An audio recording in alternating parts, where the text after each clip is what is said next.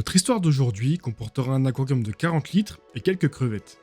Et pour la comprendre, il nous faudra revenir 150 jours en arrière.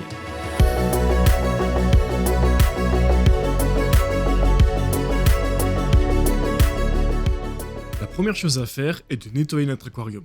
Si vous suivez bien, cet aquarium nous suit depuis le début de la chaîne. J'ai fait un tuto pour combattant dedans, ainsi qu'un tuto pour Ramirezi. Le combattant est malheureusement mort depuis et les Ramirezi sont dans un autre bac.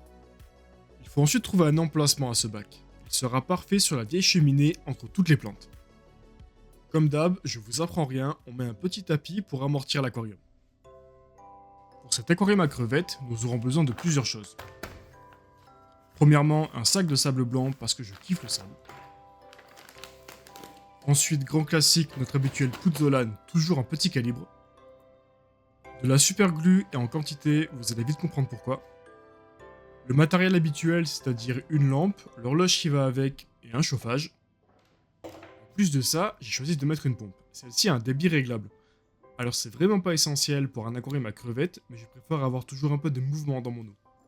Pour le décor, j'ai un seau rempli de diverses roches. Alors je ne vais pas tout utiliser, mais au moins j'aurai le choix au moment de la composition. Au niveau du bois, j'ai aussi le choix. J'ai un mélange de racines achetées dans le commerce et de morceaux de bois trouvés dans des rivières. Dans un premier temps, je vais immerger mes racines pendant environ 3 semaines.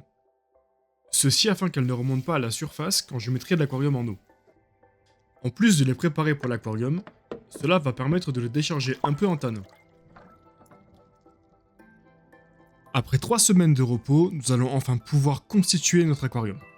J'ai déjà positionné la pompe et le chauffage histoire de pouvoir les cacher dans le décor. Alors là, c'est une première pour moi. Je veux faire un décor un peu plus complexe que d'habitude, dans le sens où je veux assembler les pierres et les branches entre elles.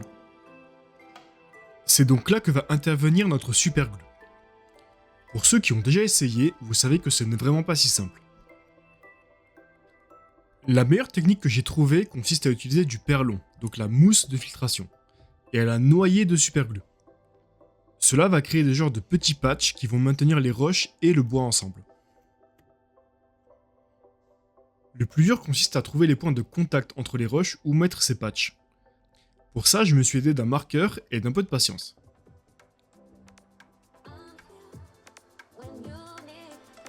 Bon, on ravitaille la superglue et on s'y met.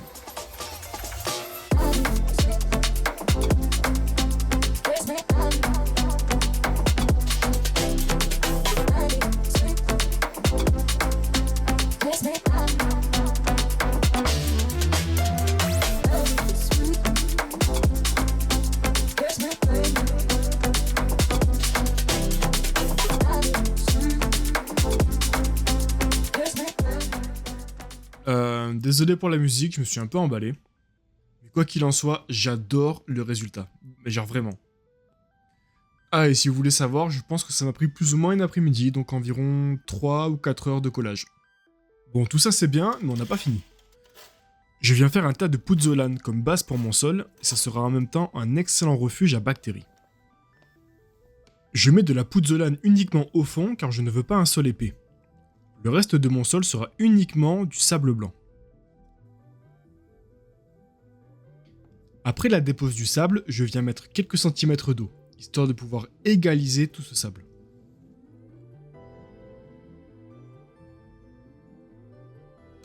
Afin que l'aquarium se lance plus rapidement, j'incorpore un peu de sol de mon autre bac qui est blindé de bactéries.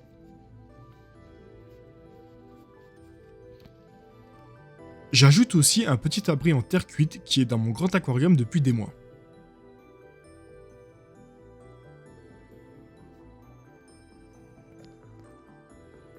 Ce que je ne vous ai pas dit, c'est que le but de ce décor est de créer une petite cascade.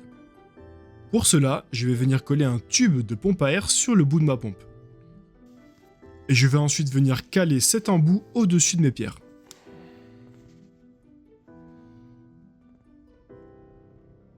On a mis notre décor et on a mis notre sol. Maintenant, on va s'attaquer aux plantes. Elles sont plus simples à mettre en place quand l'aquarium n'est pas rempli. J'ai acheté de la mousse et des petites bucéphalandras en in vitro. Ce sont des plantes qui, de manière générale, demandent peu de ressources et peu de lumière pour se développer. Ce sera parfait dans notre petit aquarium. C'est en même temps une bonne occasion d'aller rendre visite aux collègues. On va aller leur chourer quelques plantes. S'il y a bien une plante que j'affectionne particulièrement, c'est la Microzorum. Déjà parce que je trouve ça beau, et en plus c'est vraiment la plante invincible par définition. La Microzorum étant épiphyte, je la bloque simplement sur un morceau de bois. Les racines de la plante viendront flotter dans l'eau. J'ai également récupéré quelques boutures d'Echinodorus que je vais venir planter au fond. La Bucephalandra étant elle aussi épiphyte, je viens la coller sur les rochers. Je vais faire de même avec la mousse, les plantes vont ainsi se développer autour de cette base collée. On a mis notre décor, on a mis nos plantes, on a mis notre sable. Il serait peut-être temps de mettre en eau, non ?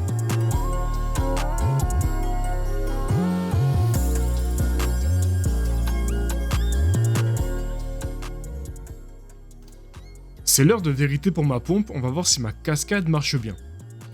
Après, je l'ai finalement calé sous la racine, je trouve ça plus esthétique.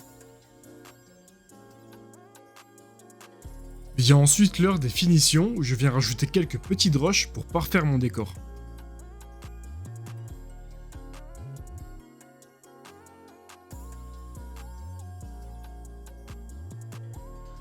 Allez, on a bientôt fini avec le setup de cet aquarium, c'est je pense le plus minutieux que je n'ai jamais fait.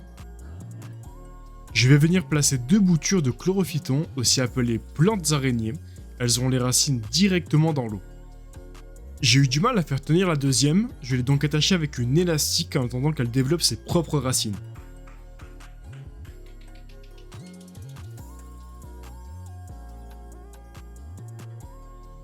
Cela fait presque déjà 1 mois que j'ai démarré ce projet et 2 jours que l'aquarium est en eau. J'ai fait le choix de les peupler avec des escargots d'autres bacs, notamment des mélanoïdes et des planorbes. Je me suis rendu compte que le soleil tapait directement dans l'aquarium à une certaine heure de la journée, mais cela n'a pas de conséquences car c'est sur une toute petite période. D'ailleurs, je pense que je vous ferai sûrement un jour une vidéo sur un bac avec la lumière du soleil, parce que c'est vraiment une lumière magnifique. En observant le bac, j'ai trouvé ces tout petits vers. Ça ressemble à des larves. Si quelqu'un sait ce que c'est, vous êtes les bienvenus dans l'espace commentaire. En parlant de lumière, j'ai changé la lampe. En fait, la première que j'avais installée m'a lâché. J'ai donc décidé d'investir dans un spot Chihiros. C'est un petit modèle configurable via une application sur téléphone. Je peux choisir la durée et la puissance de la lumière.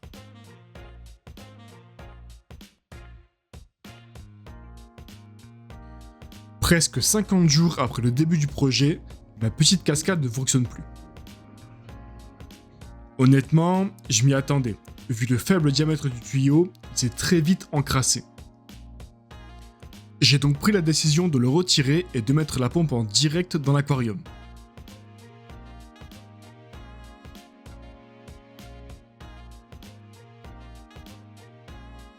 Il me reste maintenant une ultime étape avant d'introduire les crevettes. C'est de tester les bons paramètres de l'eau. Pour cela, je vais utiliser des tests à bandelettes et des tests à gouttelettes qui sont beaucoup plus précis pour certains paramètres. Je ne vais pas rentrer dans les détails, mais il faut savoir que les crevettes sont des animaux très fragiles. Je fais le choix de peupler mon bac avec des Neocaridina et non des Caridina.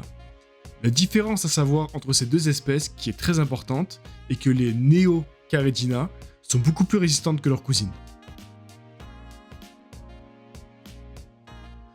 Le lendemain, j'ai aperçu un biofilm à la surface.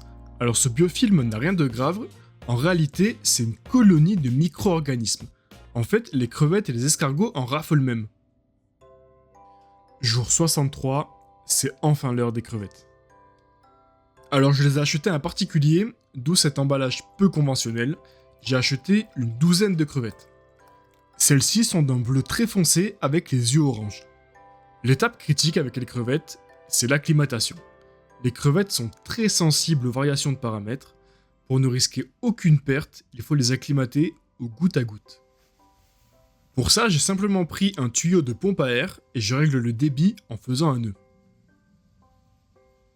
Je continue ce processus jusqu'à vider et remplir la bouteille 2 fois. Ensuite, je relâche tranquillement mes crevettes dans l'aquarium.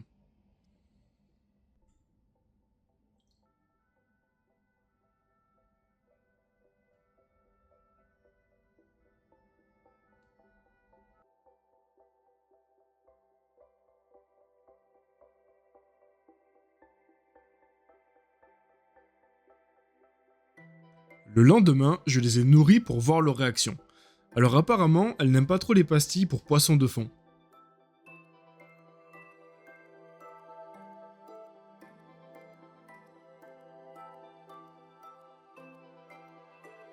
Trois jours plus tard, je me réveille avec un biofilm super épais. On aurait dit comme de la gélatine à la surface. Alors par contre, les escargots se régalent. Même si ce n'est pas nocif, je préfère briser ce film pour une question esthétique. Pour cela, je vais simplement diriger ma pompe vers la surface. Le mouvement de l'eau va briser les amas d'organismes qui vont se disperser un peu partout. Cela faisait quelques jours que je gardais une bouture de Monstera dans un verre, histoire de l'habituer à l'eau. Une fois la première racine développée, je l'ai incorporée dans l'aquarium.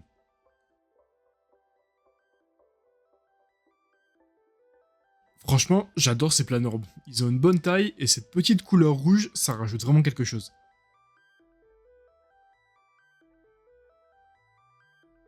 Les crevettes s'éclatent toujours autant avec le biofilm et elles continuent d'explorer l'environnement.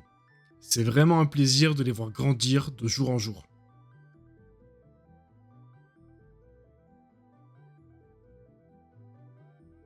Seulement 2 jours après, la Monstera développe ses nouvelles racines. Je reste toujours impressionné de la croissance de ces plantes. On va faire un bond dans le temps d'environ 1 mois. Ça y est, c'est l'heure. Je suis trop content, les crevettes ont leurs premiers œufs. C'est ces petites boules, jaunes, grises, que l'on peut voir sous leur abdomen. Les crevettes les ventilent en permanence pendant leur croissance.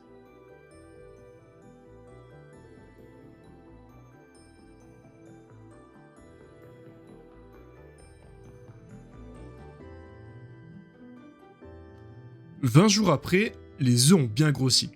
Il faut savoir que la période d'incubation des Neocaridina est entre 20 et 30 jours.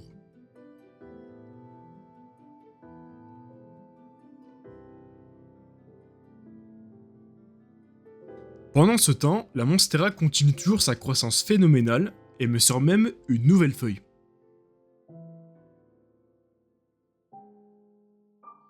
C'est bon, c'est enfin l'heure. En observant attentivement l'aquarium, j'ai distingué une toute petite silhouette. C'est la nouvelle portée qui vient d'éclore. C'est toujours marrant de voir ces toutes petites bestioles évoluer dans l'aquarium. Et en fait, plus je regardais, plus j'en voyais. 1, 2, 3, 6, 7, 8. J'ai donc décidé de donner à manger pour essayer de les regrouper et mieux les observer.